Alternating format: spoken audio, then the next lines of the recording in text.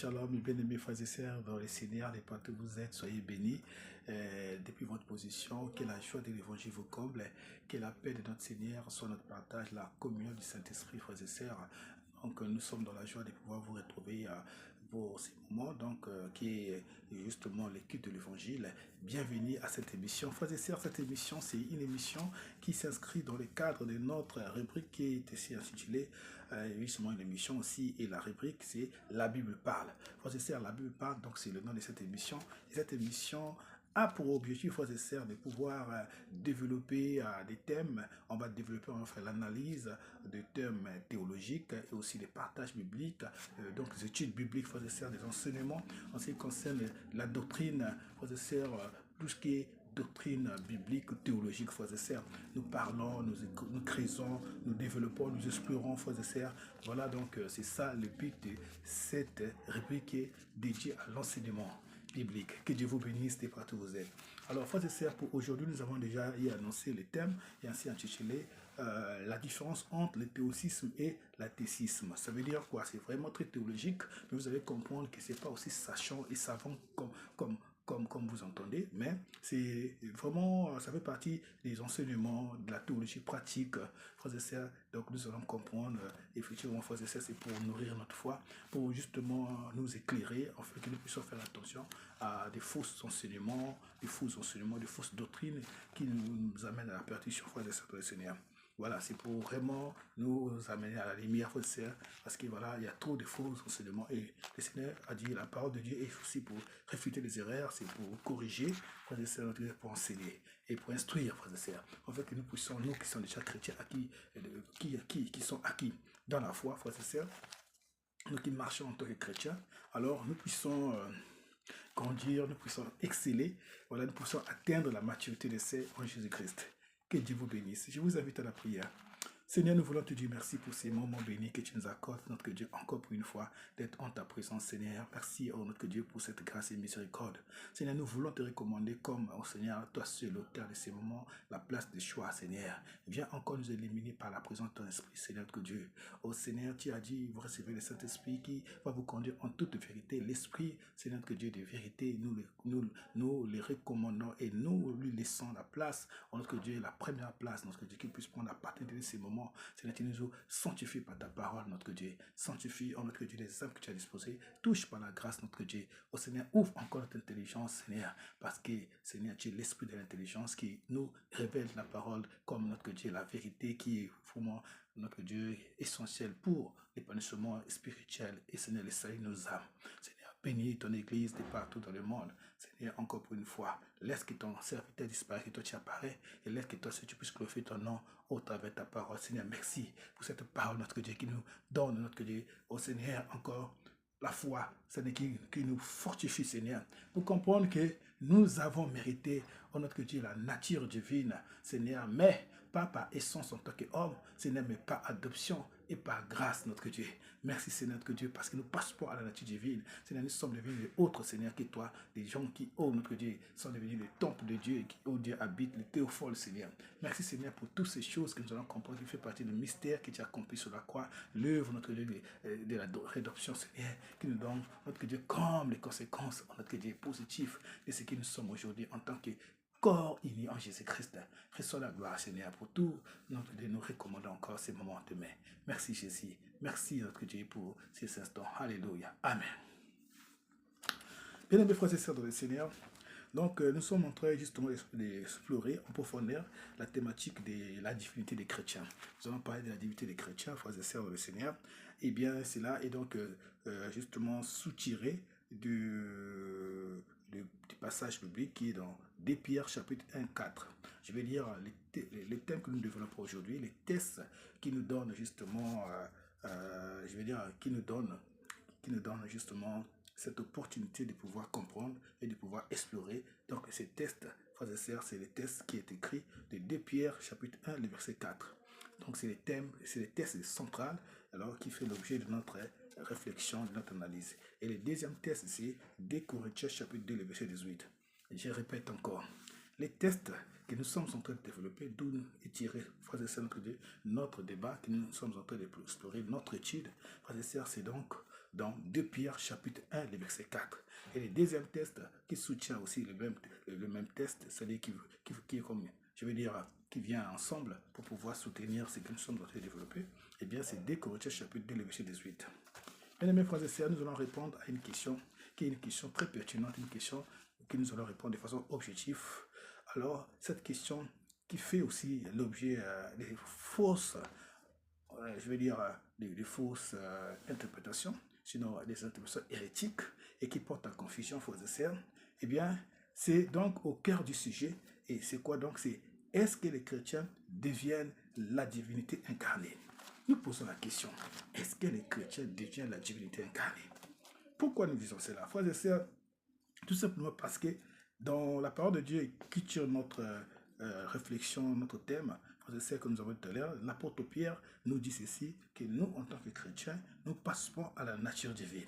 Frères et sœurs, si nous passons à la nature divine, nous sommes devenus donc une divinité, parce que nous passons, nous sommes devenus semblables et nous avons la même nature que Dieu. C'est ce que, au fait, ça veut dire. Mais cependant, frères et sœurs, est-ce que c'est réel? Parce que cette façon de voir les choses, ce qui a fait, c'est qu'aujourd'hui, beaucoup de chrétiens sont tombés dans l'erreur. Nous allons comprendre. Voilà pourquoi je vous bénis par rapport à ces moments où le Seigneur nous a disposés tous pour que nous puissions participer à ces moments qui est donc les cultes de l'évangile et de la parole de Dieu. Alléluia. Frères et sœurs de le Seigneur.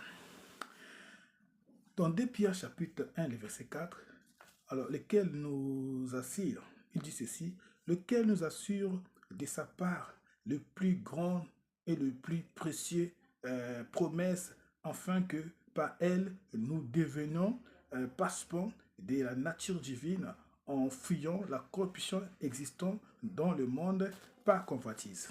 Cette parole, je répète, nous dit ceci, d'où est tirée donc juste notre problématique. Il est dit dans 2 Pierre chapitre 1 et 4, je lis au nom du Seigneur, lequel nous assure de sa part le plus grand et le plus précieux promesse, afin que par elle nous devenions participants de la nature divine en fuyant la corruption qui existe dans le monde par la convoitise. D'après la version 8 secondes, et donc je vais lire justement les textes. Alors, frères et sœurs de le Seigneur, alors, est-ce que les chrétiens deviennent la divinité incarnée par la venue du Saint-Esprit? Ils disent non, c'est pas vrai. Parce que selon la doctrine chrétienne, alors, majoritaire, les chrétiens ne deviennent pas la divinité incarnée. Je répète, les chrétiens ne deviennent pas la divinité incarnée. Tout simplement pourquoi? Parce que, effectivement, nous allons comprendre cela. Il y a vraiment une nuance. Il y a une nuance comment? Quand les chrétiens, frères et sœurs, deviennent chrétiens, frères et sœurs, bien qu'ils sont nés de nouveau, bien qu'ils sont devenus enfants de Dieu, frères et sœurs, mais de façon générale, frères et sœurs, je veux dire, la théologie orthodoxe, qui veut dire juste à la sainte doctrine, nous dit que non, c'est pas vrai, cette question est fausse. Parce que pourquoi on pose cette question? C'est parce que, frères et sœurs, moi personnellement, j'ai lu un test sur, je vais dire, une publication sur Internet, donc dans, je ne sais pas si c'était quel Facebook ou quoi, il y a un homme de Dieu qui a sous-entendu, c'est-à-dire, il a soutenu comme quoi les chrétiens deviennent de la nature divine. Et nous avons cette nature parce que, voilà, nous avons reçu le Saint-Esprit. Je porte à votre attention que ce thème s'inscrit sur la suite logique de la fête de la Pentecôte, où nous avons célébré l'effusion du Saint-Esprit. Donc, depuis, ça fait 2 semaines, et ça c'est la 3e semaine, nous sommes en train, frères et sœurs, de célébrer la venue du Saint-Esprit. Alors, donc, nous sommes en train de voir tout ce qui est relatif à la thématique liée au Saint-Esprit. Voilà pourquoi aujourd'hui, nous abordons cet angle qui nous parle de la divinité des chrétiens par rapport à la venue du Saint-Esprit. Frères et sœurs, donc, je vis quelqu'un me dire, hein, c'est-à-dire, excusez-moi, je veux dire, quelqu'un publier, frères et sœurs, je veux dire, un enseignement comme quoi les chrétiens deviennent même nature que Jésus et les chrétiens peuvent faire la même chose que Jésus. C'était vrai, mais la manière que je vis les contours, la manière que ça a été expliqué, je me suis dit, il y a hérésie. Alors il fallait interroger les Écritures. Est-ce que le Messie a dit vrai? Ça, c'est moi qui avais dit hérésie par rapport à la grâce que nous avons reçue de comprendre certaines choses. Mais en essayant, il faut essayer de voir les commentaires de certaines personnes. Beaucoup soutiennent réellement cette doctrine, sans pourtant voir la ruse qui se cache derrière cette doctrine. Frères et sœurs dans le Seigneur, voilà pourquoi nous sommes en train de parler. Donc, je disais tantôt, selon la doctrine chrétienne de façon générale, ou la majorité, qui est majoritaire, ou la majorité des chrétiens, frères et sœurs, alors ils soutiennent que c'est faux. Les chrétiens ne deviennent pas la divinité. Frères et sœurs, nous ne devenons pas la divinité incarnée. Donc c'est une fausse façon de voir les choses. Pourquoi? Tout simplement, je disais tantôt pour la néance, qui est réellement la divinité? Il n'y a que Jésus qui est la divinité incarnée. Seul Jésus. Dans Jean chapitre 1, le verset 14, il dit ceci. Et par la parole, et la parole de ton pour moi, et la parole a été faite chair, et elle habitait parmi nous, et donc cette parole, c'est l'incarnation. Donc, si nous disons que nous, chrétiens, nous sommes devenus l'incarnation par le Saint-Esprit de la divinité, nous disons c'est faux. Parce qu'il n'y a qu'une seule personne qui est le seul à être incarné, qui est la divinité incarnée, qui est Dieu homme, c'est Jésus, frères et sœurs. Voilà pourquoi la parole que nous avons lue tout à l'heure nous dit, dans Jean chapitre 1, 14, nous dit, et la parole a été faite chair, elle a habité parmi nous. Ça veut dire l'incarnation qui est donc Dieu, qui prend une nature humaine.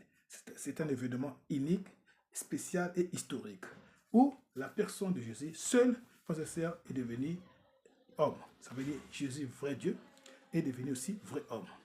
Donc, il y a une seule personne, c'est Jésus qui est Dieu, qui est devenu homme. Mais que fait le Saint-Esprit chez les chrétiens? Frères et sœurs, c'est ça la question. Parce que si le Saint-Esprit est Dieu, et le Saint-Esprit vient habiter, dans les chrétiens, alors, qu'est-ce que les chrétiens? Est-ce que les chrétiens ne deviennent pas Dieu aussi? Frères et sœurs, nous allons parler de l'habitation. L'habitation, ça veut dire que le Saint-Esprit vient vivre dans les croyants. Ça veut dire que les croyants deviennent l'habitation du Saint-Esprit. Or, le Saint-Esprit, c'est la troisième personne dans la Trinité, qui est le mystère, donc le mystère de Dieu, en ce qui concerne la personne de Dieu. Nous savons que Dieu est seul, mais est trois personnes unies dans son essence à une seule personne. Cette personne, nous avons le Père, le Fils et le Saint-Esprit qui fait l'ensemble de ce qu'on appelle Dieu, qui est le Dieu être suprême. Nous, les chrétiens, c'est ce que nous croyons. Donc, du coup, nous allons voir ici, frères et sœurs, l'habitation du Saint-Esprit. Eh bien, nous avons 1 Corinthiens chapitre 6, le verset 19. Paul dit, votre corps est le temple du Saint-Esprit, et l'Esprit qui est en vous. Ça veut dire que le Saint-Esprit est venu habiter en nous, nous sommes devenus le temple du Saint-Esprit. Nous ne sommes pas devenus esprits, mais nous sommes que le temple. Nous sommes l'habitation, donc la demeure où le Saint-Esprit vient habiter.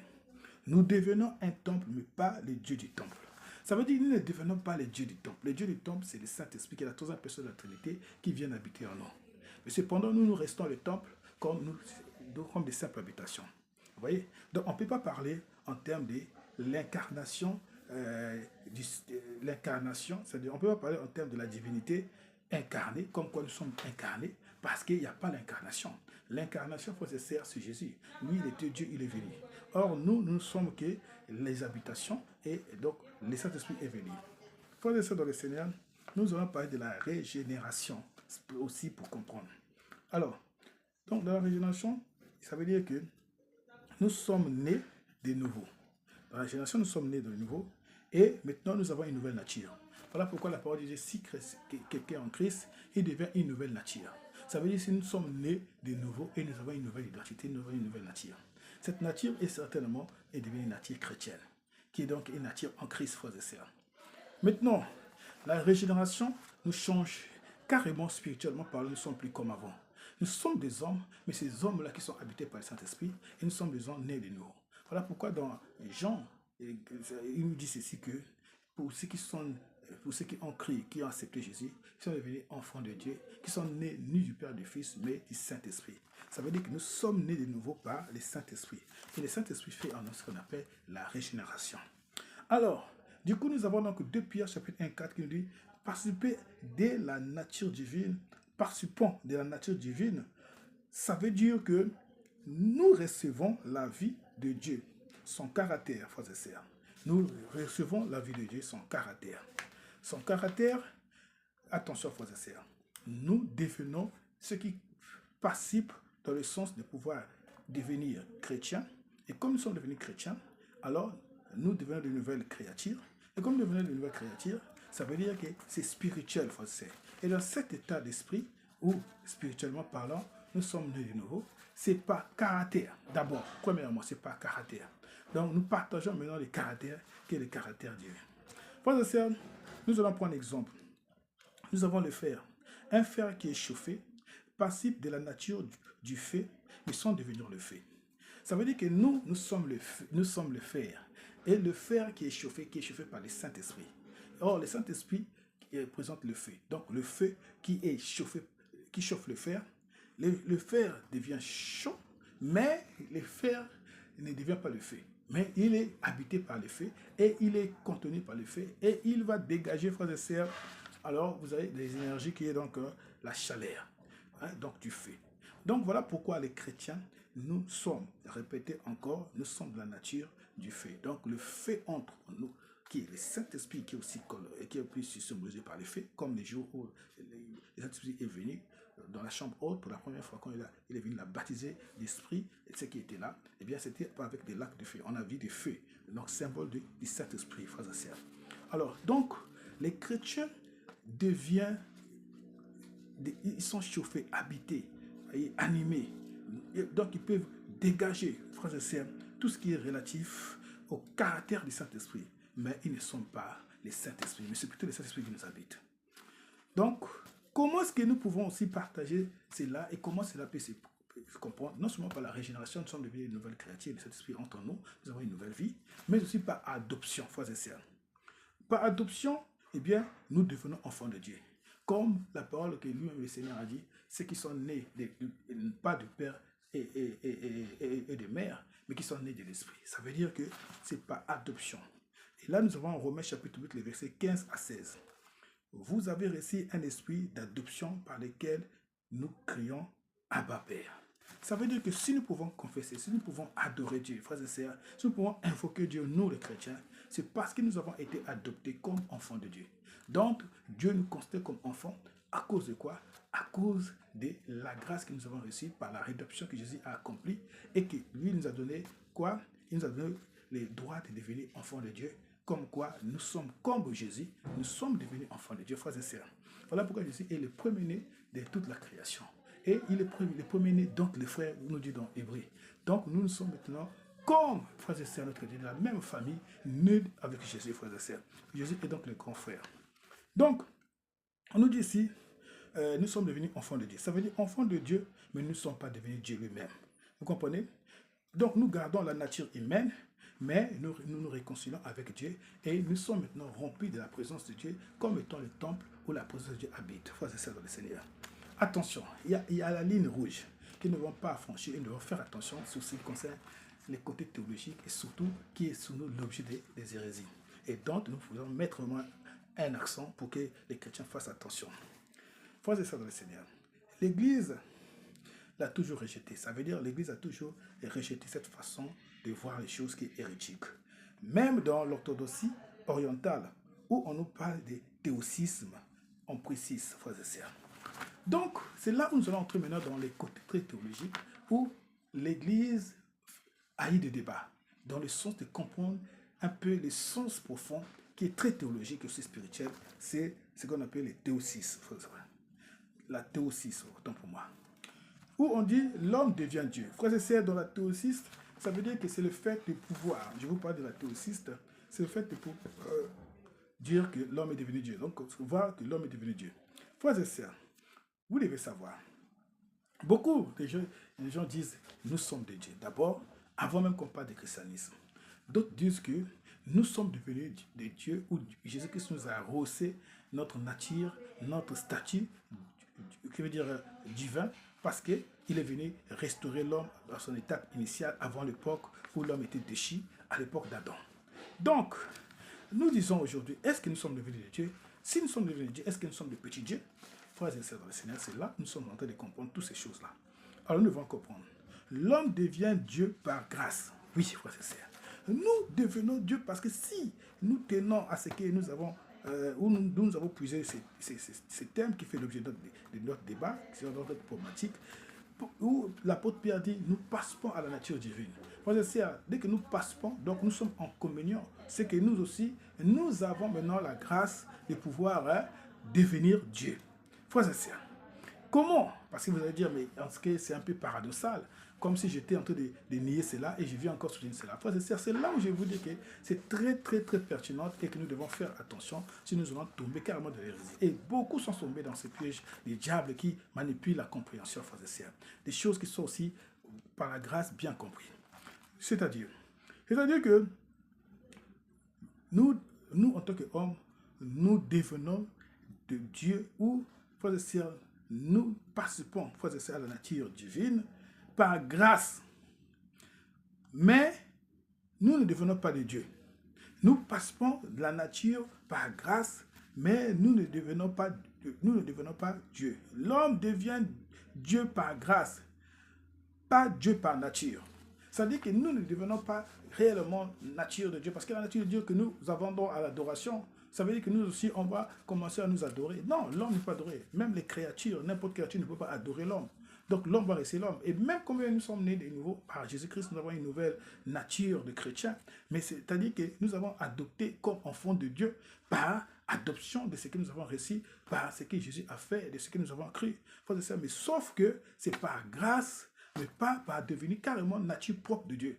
Donc d'où nous avons, oui, nous pouvons dire que nous avons la nature, mais cette nature-là, nous ne le recevons que par adoption et par la grâce. Donc, il y a toujours le cas entre les créateurs et la créature. Ça veut dire que nous ne devenons pas semblables et carrément Dieu, parce que Dieu est le créateur et nous devenons le créateur. Non. Même si nous pouvons inventer, nous pouvons créer des choses en tant qu'hommes, mais nous restons hommes, frères et sœurs.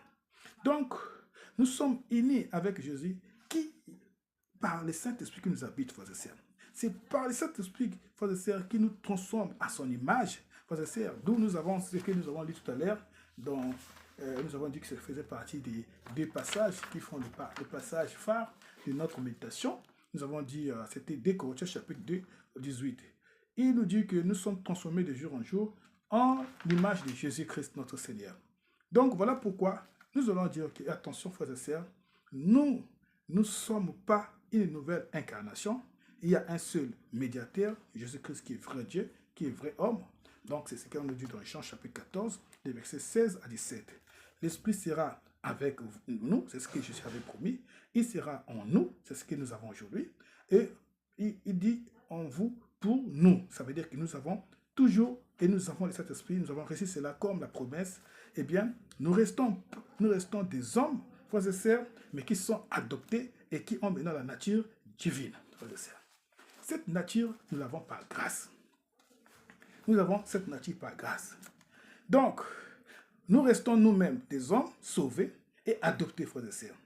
Où le Saint-Esprit nous habite, voilà pourquoi nous devenons les théophores. Frères et sœurs, nous avons dit la différence entre les théophores et les thécismes. Alors, frères et sœurs, les théophores veut dire ceux qui ont la nature de Dieu, ceux qui le Saint-Esprit habite, ceux qui portent l'Esprit. Donc, le porteur de Dieu, autrement dit, l'Esprit de Dieu qui est le Saint-Esprit, comme le temple, frères et sœurs. Effectivement, la Bible nous dit, comme nous l'avons dit tout à l'heure, nous sommes le temple de Dieu. Frères et sœurs, nous avons cela dans Galates chapitre 2, le verset 20.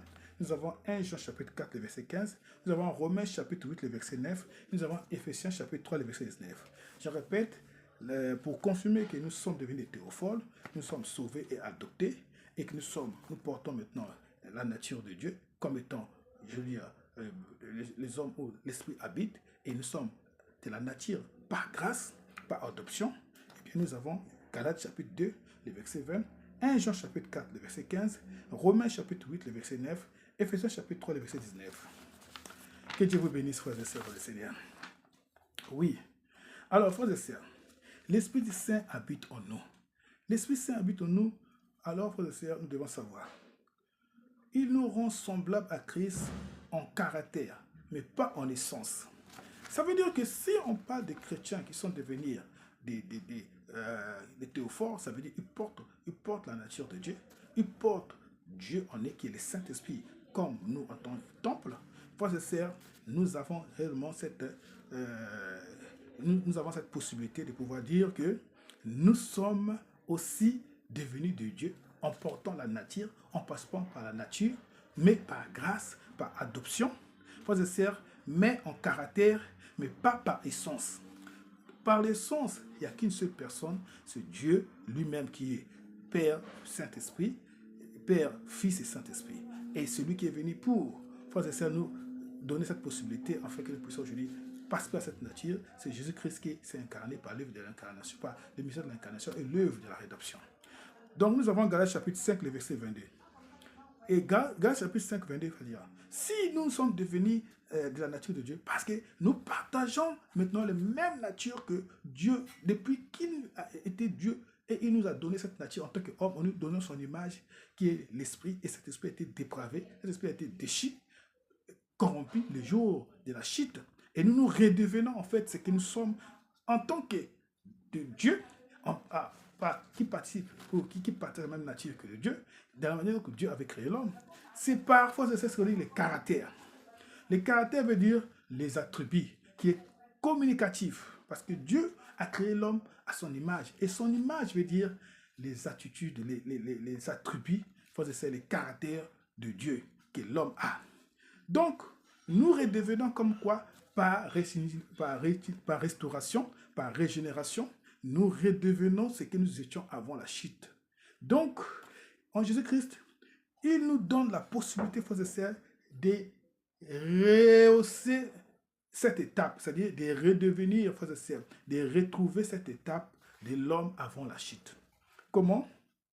C'est par, je dis, caractère, qui fait de telle sorte que nous avons la même nature, maintenant divine, mais pas par essence. Et comme je disais tantôt, les caractères qui fait partie aussi de l'image qu'on peut appeler l'image qui donne, qui fait de Dieu Dieu, et qui fait de telle sorte qui partage les attributs, qui est pour nous les hommes aussi, eh bien c'est ce qu'on appelle les attributs communicatifs, qui l'amour, la joie, la sainteté. Frères et sœurs, tout ça fait partie des attributs que Dieu a et qui communique avec nous par son esprit, qui est notre esprit, qui fait de nous de même nature que lui. Voilà pourquoi nous avons Galates chapitre 5, le verset 22. Nous avons Galates chapitre 5, le verset 22, qui nous donne tous les fruits de l'esprit, qui confirme que l'homme partage dans la nature par grâce, par adoption, qui sont des natures communicatives que l'homme a dans son esprit avant de chuter, et que par le biais de cet esprit, Jésus-Christ est venu resignaliser, restaurer et régénérer. Et l'homme aujourd'hui peut aussi participer avec Dieu, même nature aujourd'hui. Donc, comme je disais, les fruits de sa nature qui poussent dans la nature rachetée. Ça veut dire que ce sont les fruits de la nature de Dieu. Les fruits qu'il donne en nous, eh bien, ça nous pousse aussi de pouvoir participer à la nature qu'il appelle la nature humaine, mais qui est devenue nature de Dieu parce que nous sommes rachetés. Rachetés comment? Par l'œuvre de la croix. Comme à l'époque où nous étions encore en communion avec Dieu parfait, où on partageait les attributs communicatifs, la manière dont Dieu nous avait donné l'image pour être des hommes qui pouvaient être des avec lui, co-partenaires, en tant que son image et sa ressemblance ici sur bas, ici sur terre. Frères et sœurs. Donc, nous avons cela dans 2 Corinthiens chapitre 3, verset 18.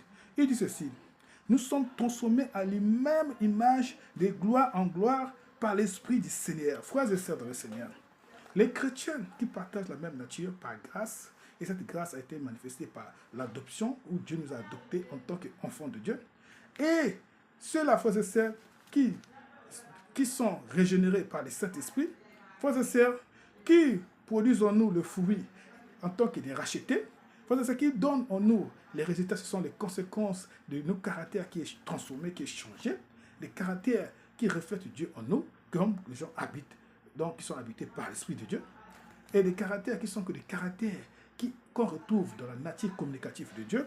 Je me répète pour bien faire comprendre. C'est ce que Paul explique ici. Nous sommes transformés en même image de gloire en gloire. Vous devez savoir que quand nous sommes nés, nous avons compris, nous avons accepté Jésus. Frères et sœurs, il y a un processus qui est fait. Voilà pourquoi dans le ciel, on ne va pas tous briller de la même manière. Frères et sœurs, dans le ciel, on n'aura pas tous les mêmes grâces, c'est-à-dire les mêmes récompenses, frères et sœurs. Les couronnes que nous aurons, les couronnes de grâce, les couronnes de victoire, une fois que nous serons triomphés par la foi, entrés dans le ciel, chacun aura une couronne qui va rayonner autrement. Ça veut dire, ça sera par catégorie. Voilà pourquoi, ici, quand nous grandissons dans la foi, frères et sœurs, la façon que nous partons dans l'excellence de la foi, frères et sœurs, c'est ce qui montre aussi la façon que nous sommes en train de nous mûrir dans la foi. La façon dont, frères et sœurs, nous sommes en train de voler dans la foi, frères et sœurs, c'est de telle sorte que nous pouvons devenir plus puissants, nous pouvons plus glorieux. La façon dont nous sommes assidus dans la foi, la façon dont, frères et sœurs, nous sommes persévérants dans la foi, la façon dont nous nous renforçons, nous affirmons, nous nous fortifions dans la foi. La façon, frères et sœurs, nous sommes en train de voler spirituellement, la façon que nous cherchons, frères et sœurs, à pouvoir faire des progrès, de l'excellence dans la foi, frères et sœurs, ce qui fait de telle sorte que cette parole nous dit que nous sommes transformés en même image. Ça se fait une fois que nous avons été bien et bien adoptés par le Saint-Esprit à les jours de notre rédemption. Comme on dit, les jours de notre rédemption. Mais cependant, le processus, c'est un processus qui est progressif. Comment? Toutefois que nous évoluons dans la foi, frères et sœurs, nous sommes en train d'être transformés de jour au jour, de gloire en gloire. Transformons à son image pour devenir plus puissants et plus glorieux dans sa présence, frères et sœurs. D'où la parole nous dit transformer à son image, pas transformer en lui. Ça veut dire que les chrétiens qui portent la même nature, qui participent à la nature divine, frères et sœurs, en caractère, frères et sœurs, mais pas par essence, parce que par essence, nous sommes tous issus de lui, qui est donc lui qui est la fondation, lui qui reste Dieu, donc lui c'est Jésus. Mais frères et sœurs, nous ne devenons pas Jésus. Tout comme nous ne devenons pas réellement la même nature que Jésus, qui est le seul à être incarné, frères et sœurs, mais nous sommes transformés comme lui, frères et sœurs. Et nous nous transformons de jour au jour, tant que nous persévérons dans la gloire, nous excellons dans la gloire, frères et sœurs. Donc, voilà pourquoi on parlait du théosisme. Alors, frères et sœurs, théosisme, nous sommes théosistes. Et dans le théosisme, nous avons ce qu'on appelle la déification. Vous savez, cette confusion de cette partie où on parle de théosisme et de déification, dans la déification, frères et sœurs, alors, nous croyons, nous portons la même nature que Christ. Ça veut dire quoi déjà, parlons de la déification? Pour comprendre, frères et sœurs, c'est très simple. Alors, je vous en prie, je suis avec vous. Alors, pour voir la différence, c'est quoi? C'est que la déification, c'est le fait de devenir, l'action de devenir Dieu. Ça veut dire la divinisation. Donc, c'est l'action d'être élevé à donc, c'est-à-dire l'action d'élever un être humain ou une entité au niveau de Dieu, tout simplement. Donc, la divinisation, c'est ce qu'on appelle la déification. Donc, l'homme maintenant devient Dieu. Vous voyez? C'est là où on dit que si le Saint-Esprit est venu en nous, donc nous, on est passé à la déification. Ça veut dire que nous avons maintenant la même nature. Et donc, nous sommes en train de voir toute la différence pour voir comment nous sommes devenus, comment on peut soutenir que nous sommes devenus, nous, en tant que chrétiens, nous sommes devenus la même nature et comment ça se passe et comment nous ne pouvons pas tomber dans l'erreur. Donc, nous devons faire attention à la déification. Donc, c'est le concept où on élève l'homme au rang de la divinité. Dans le domaine religieux ou philosophique, cela désigne également les processus spirituels par lesquels les fidèles participent à la nature et à la vie divine par la grâce. Frères et sœurs, je répète, parce qu'il y a confusion. Nous ne pouvions pas devenir enfants de... Nous ne pouvons pas prétendre que nous avons la même nature en disant qu'homme et puis on est devenu Dieu et on est maintenant donc à la même position que Dieu. Ça veut dire qu'on peut maintenant nous aussi adorer, on peut nous adorer, nous pouvons nous attribuer de la gloire ou de l'adoration, chose qui n'est pas possible. Voilà pourquoi notre tête, nous devons faire attention et notre compréhension devrait faire attention.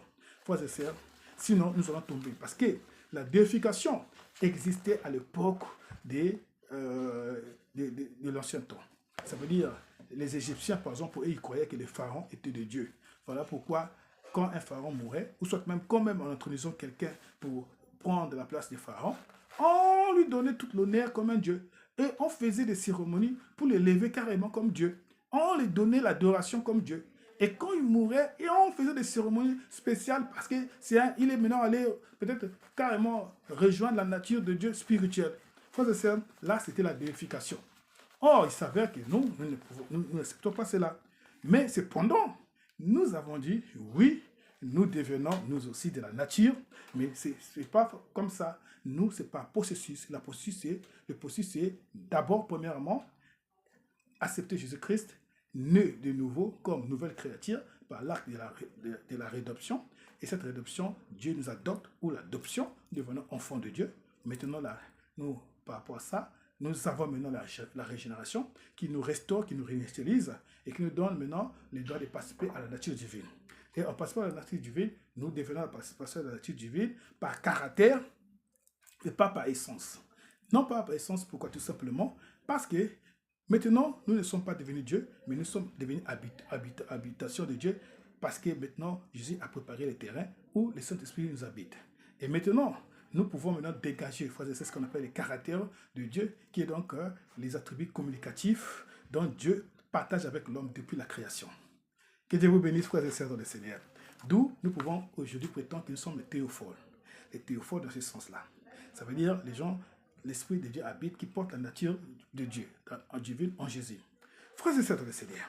Mais nous faisons attention de ne pas tomber dans le théosisme, car c'est le théosisme dit que c'est le fait d'élever l'homme au niveau de Dieu. Or, nous ne sommes pas élevés au niveau de Dieu, nous restons toujours hommes par essence, frères et sœurs. Mais sur le plan spirituel, eh bien, nous participons à ces processus spirituels qui, frères et sœurs, nous donnent la possibilité de grandir en Jésus-Christ par la grâce de ce que Jésus a fait en nous, commençons par la rédemption, et par, frères et sœurs, à recevoir ce qu'on appelle les actes de l'Esprit, qui est l'Esprit de Dieu qui habite en nous par alliance, et ce qui nous donne la possibilité, frères et sœurs, d'exceller spirituellement.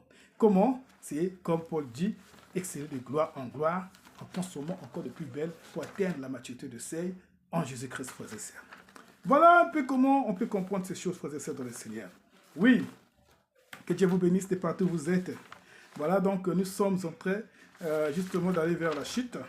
Alors, j'espère que c'est bien compris. Ça veut dire que pour ne pas trop s'embrouiller, déjà nous devons comprendre le théophole, c'est celui qui porte Dieu, comme j'avais dit.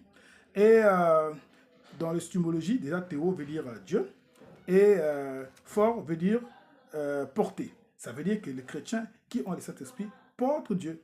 Donc c'est ce que ça veut dire. Et l'essence, c'est donc nous portons la même identité que nous avons reçue par la grâce. Enfin, c'est ce que ça veut dire. Donc nous devenons nous aussi concernés comme étant des temples où Dieu habite. Il met donc le temple où Dieu met son arche. Et l'arche que nous avons aujourd'hui, ce sont les arches qui sont les sceaux de l'esprit que nous avons, qui nous habitent, frères et sœurs. Ce n'est plus hier, c'était dans le temple de Jérusalem, où ils avaient l'arche de l'esprit, l'arche de l'alliance. Nous avons l'arche de l'alliance qu'une fois Jésus a fait. C'est le Saint-Esprit qui habite en nous et qui manifeste sa présence par les arches de l'esprit, frères et sœurs. Alléluia. Oui. Alors, donc, aujourd'hui, nous pouvons comprendre ce que la parole dit, que votre corps est le temple du Saint-Esprit. Ça veut dire, par rapport à ça, que nous avons maintenant la nature où le Saint-Esprit habite en nous et que nous comme étant temple. Frères et sœurs dans le Seigneur. Alors, nous avons la première personne qui a apporté ce qu'on appelle les théopholes. Donc, nous avons la personne, la première, c'était Marie. Marie, le Saint-Esprit, le Saint-Esprit était venu en lui, c'est la promesse. Le Saint-Esprit est venu et a fait le mystère, qui est donc le mystère de la naissance de Jésus-Christ, qui a pris le corps humain dans son ventre. Donc, Marie a porté Dieu dans son corps. C'est ce qu'on appelle le théophole. Le premier, c'est Marie. Frères et sœurs dans le Seigneur, alors, je pense que ça, déjà, nous avons compris. Nous parlons des chrétiens qui sont devenus des porteurs, comme Paul dit, 2 Corinthiens chapitre 4, verset 7. Il dit, nous portons un trésor dans des vases de terre. Bien aimé, les vases de terre contiennent les trésors. Et il ne devient pas les trésors. Or, les trésors, c'est quoi? C'est l'Esprit de Dieu que nous avons en nous. Et nous, en tant que vases de terre. Mais nous ne devenons pas les trésors. Donc, voilà les porteurs de Dieu en eux, c'est les théophores. Donc, les chrétiens sont des théophores, frères et sœurs. Que Dieu vous bénisse. Que Dieu vous bénisse. Et le théisme, la théisme, frères et sœurs, ça veut dire la déification. Ça veut dire le processus. Maintenant, frères et sœurs, comme je viens de le dire, c'est le processus. Je répète, c'est le processus qui nous permet justement, frères et sœurs, de porter la nature par grâce, par rapport à tout ce que nous avons expliqué, frères et sœurs. Donc, déjà, dans la stimologie, théosisme, ça veut dire théo, déjà le théo que nous connaissons, et sisme, ça veut dire processus de devenir. Tout, nous avons expliqué comment Pierre peut dire que nous participons à la nature divine en nous mettant à part la corruption charnelle. Frères et sœurs, c'est par rapport à quoi? Par rapport à ces thèmes théologiques que nous avons développés et que nous avons bien compris, qui est donc le théisme. Oui. Voilà, donc c'est une transformation vécue. Ça veut dire, le théosis, c'est une transformation vécue par la grâce de l'Esprit qui est en nous et qui fait l'acte de la régénération, de la sanctification, pour exceller dans la gloire en gloire. Donc, ce qui fait de telle sorte que, frères et sœurs, nous pouvons parler de théosisme dans un sens positif. Oui. Donc, nous allons comprendre cela. Par exemple, à quel moment cela peut se passer? Alors, c'est un processus, ça commence dès, comme je l'ai dit, la nouvelle naissance. Et ça s'achève quand, bien aimés frères et sœurs, nous allons voir Jésus en face. Et nous avons, dès Corinthiens chapitre 2, le verset 8, nous sommes transformés en même image de gloire en gloire, ce que je viens d'expliquer tout à l'heure. Et nous avons 1 Jean chapitre 3, le verset 2, nous dit ceci que nous sommes semblables, ou nous devenons semblables une fois que nous sommes nés de nouveau et que nous marchons dans la foi. Et donc nous devenons semblables à Christ. Voilà pourquoi on nous appelle chrétiens. Ça veut dire ceux qui portent l'esprit de Christ en nous. Frères et sœurs dans le Seigneur, donc nous avons l'image, frères et sœurs, de Christ en nous. Oui. Alors, nous allons maintenant aller dans le sens des applications pour terminer, frères et sœurs. Nous sommes à la fin. Nous allons parler des applications. Vous savez, nous avons été dans la théologie, nous avons parlé, j'espère bien que Dieu a fait grâce, on a entendu beaucoup de choses. Maintenant, l'application de tout cela.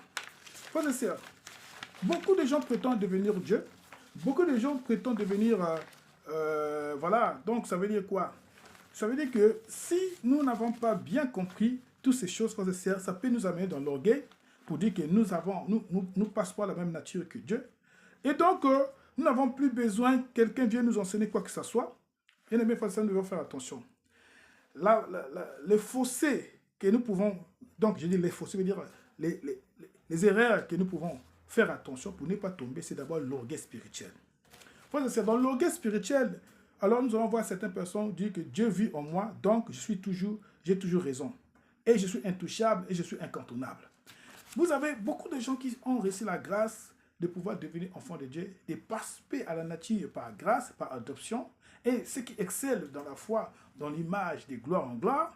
Frères et sœurs, ceux qui se prétendent être des gens très spirituels, beaucoup tombent dans l'orgueil. Commençons par les hommes de Dieu et certains charismatiques, frères et sœurs. Beaucoup tombent dans l'orgueil parce que pour eux, ils se disent qu'ils sont intouchables. Ça veut dire que personne ne peut lui dire quelque chose, personne ne peut s'approcher de lui, parce que lui, il est rempli de l'esprit, il est rempli des grâces de Dieu, frères et sœurs. Parce que lui, il se prend pour Dieu, frères et sœurs. Alors que, quel que soit ce que nous sommes, nous avons la nature par caractère et par grâce, mais pas par essence. Nous ne sommes pas de Dieu. Et si nous disons que nous sommes de Dieu, frères et sœurs, là, nous tombons dans la déification, comme quoi nous sommes élevés au rang de Dieu en même essence de nature que Dieu. Chose qui est impossible, parce que Dieu dit, il est Dieu, il ne donnera pas sa gloire à quelqu'un. Il ne partage pas la gloire à quelqu'un. Il dit, attention, celui qui aura cherché à exhiber ou soit à essayer à doroter, frères et sœurs, ça veut dire voler la gloire de Dieu. Dieu sera très jaloux et il va frapper, frères et sœurs.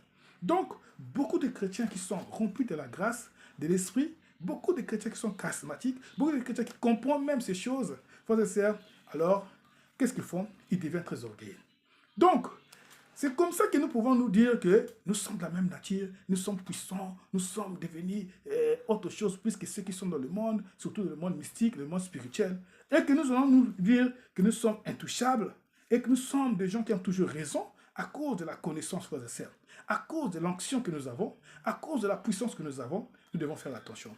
Voilà pourquoi, frères et sœurs, la parole nous dit, faisons attention. 1 Corinthiens chapitre 8, le verset 1 Corinthiens chapitre 8, le verset 1 nous dit que la connaissance enfle, mais l'amour édifie. Ça veut dire que peu importe ce que nous sommes et que nous avons compris notre position, notre statut, notre nature, comment est-ce que nous sommes devenus, bien que nous avons le Saint-Esprit aujourd'hui, ça ne doit pas nous faire dérouter parce que si quelqu'un ne veut plus écouter, si quelqu'un ne veut plus se rabaisser au niveau des autres, si quelqu'un ne veut plus accepter les autres à cause de ce qu'il est, à cause de la grâce et de l'onction, à cause de la puissance qu'il a aujourd'hui, à cause du charisme et du talent qu'il a. Frères et sœurs, si quelqu'un se pense homme de Dieu, ou pour lui parler, il faut beaucoup de formules, il faut beaucoup de rituels, il faut beaucoup de cérémonies, frères et sœurs. Si nous sommes arrivés à ce niveau-là, ça veut dire que nous nous considérons comme Dieu.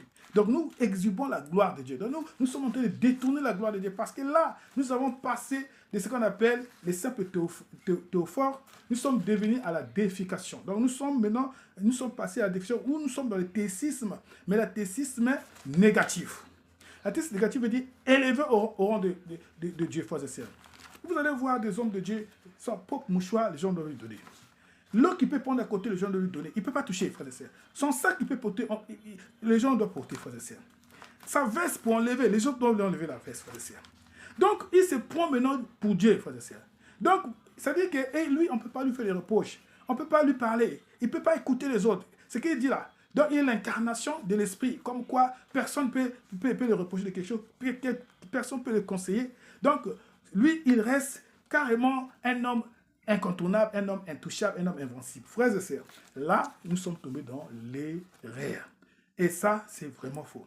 Donc, attention, frères et sœurs, si nous allons mépriser les autres, et si nous allons toujours avoir l'esprit de domination spirituelle, et si nous allons avoir l'esprit de tout connaître, ça, nous savons déjà, nous sommes devenus de Dieu. Parce qu'un serviteur, c'est parce que Jésus a dit, mais un serviteur, c'est celui qui se rabaisse. Jésus lui-même s'est rabaissé à essuyer les pieds des apôtres. Frères et sœurs, il dit que le plus grand parmi vous doit être le serviteur des autres. Donc, voilà un peu comment est-ce que nous pouvons appliquer ces choses. Frères et sœurs, nous sommes justement en train de chuter. Il y a d'autres aussi qui confondent cette façon, frères et sœurs, être théophile et être dans l'athéisme. C'est dans la fausse humilité. La fausse humilité, ça veut dire, il dit, je suis un pauvre pécheur, Dieu ne peut pas m'utiliser, je ne peux rien faire, tout comme Dieu ne peut rien faire en moi. Vous savez, il y a des gens qui se sous-estiment comme étant trop pécheurs, comme étant trop indignes, donc ils ne peuvent rien faire. Ils n'ont pas la notion pour comprendre leur statut, ce qu'ils sont devenus de tout ce que Jésus a fait. Comment est-ce qu'ils passent par la nature divine, par grâce, et comment ils sont adoptés comme enfants de Dieu, et comment ils doivent exceller en gloire, frères et sœurs. En toute humilité, oui, mais cette humilité doit faire attention de pouvoir, frères et sœurs, nous faire refuser ce que nous méritons, de rejeter ce que nous méritons, à cause d'humilité ou à cause de l'esprit d'intimité, frères et sœurs. Voilà pourquoi nous devons faire attention. Tu refuses, par exemple, de servir à l'église alors que tu as toute la grâce de pouvoir te donner. Tu refuses, frères et sœurs, de dire oui à certaines obligations, certaines responsabilités, certaines, frères et sœurs, tâches qu'on peut te donner, certaines missions qu'on peut te donner, frères et sœurs. Tu refuses aussi d'accepter ce que les autres voient en toi, ou même toi-même tu vois que ce sont des talents que les autres peuvent bénéficier, parce qu'on dit que nous avons reçu des dons pour l'édification de l'église, pour l'édification des autres et pour notre bien-être spirituel. Tu refuses carrément, tout simplement parce que tu te sens indigne, frères et sœurs. Le fait de se sous-estimer, le fait de se sentir trop sain, non, trop effacé, le fait d'être trop timide, frères et sœurs, le fait de jouer à ça, frères et sœurs, c'est ça ce qu'on appelle la fausse humilité et c'est un péché. Frères et sœurs, le fait de ne pas reconnaître notre rang, le fait de ne pas reconnaître notre statut, notre position en Jésus, le fait de ne pas fournir des efforts pour exceller dans la gloire. Parce que comment on excelle, frères et sœurs, spirituellement? Pas seulement par des jeûnes spirituels, des exercices spirituels, pas seulement par des jeûnes et prières qui sont des exercices spirituels, mais aussi, frères et sœurs, c'est par l'obéissance et les services. Servir les autres, servir l'Église. Frères et sœurs, accepter des tâches à l'Église, accepter des tâches pour le Seigneur dans ta vie et accepter des tâches pour les autres, frères et sœurs. Accepter d'être au service de l'Esprit et au service des autres pour la gloire de Dieu. Alors ça fait partie, frères et sœurs, et c'est que nous pouvons dire, oui, nous sommes dans la logique. Oh, je ne suis pas digne, frères et sœurs. Dans Luc chapitre 19, verset 20, on dit, les serviteurs qui cachent son talent, par peur, Jésus l'a traité de mauvais, de méchant. Donc, bien aimés frères et sœurs, faisons attention. Que l'on ne nous trompe point. Que nous sommes devenus de Dieu et que nous sommes de Dieu à la même nature que Dieu. Frères et sœurs, attention. Nous sommes devenus participants de la nature divine comme étant des théophiles, mais par l'esprit de la grâce et de l'adoption qui nous adopte comme enfants de Dieu et par les processus de la régénération, nous sommes restaurés, restaurisés comme à l'époque d'Adam, mais maintenant en Jésus. Et maintenant, nous excellons dans cet esprit comme étant maintenant participant à la nature divine par grâce et par caractère qui sont le fruit que nous allons porter, que ce soit dans nos vies, parce que dans la vie de l'Église, frères et sœurs, et dans la vie spirituelle, frères et sœurs. Mais et que nous ne considérons pas comme Dieu, car il reste Dieu, et nous ne sommes que les serviteurs, nous sommes ses enfants, oui, par adoption en Jésus-Christ, qui est le premier-né, et nous sommes ses frères dans la foi et dans la vie qu'il nous a donnée, frères et sœurs. Que Dieu vous bénisse. Merci parce que vraiment le Saint-Esprit était un livre pour nous faire comprendre ces choses, que pour toi qui as compris, encore, et pour toi qui n'as pas compris, le Seigneur continue encore à ouvrir ton esprit pour comprendre ces choses. Et faisons attention. Si nous sommes tombés dans l'hérésie, alors maintenant c'est le temps de se rectifier. Et si nous sommes enfants de Dieu, faisons attention par rapport à tout ce que nous avons reçu, et surtout pour nous qui sommes serviteurs de Dieu. Que Dieu vous bénisse, que Dieu bénisse l'Église. Merci, que Dieu, par la grâce, nous donne encore justement l'opportunité de se retrouver. Et pour les prochains numéros, soyez bénis. Que du Saint-Esprit brûle en moi.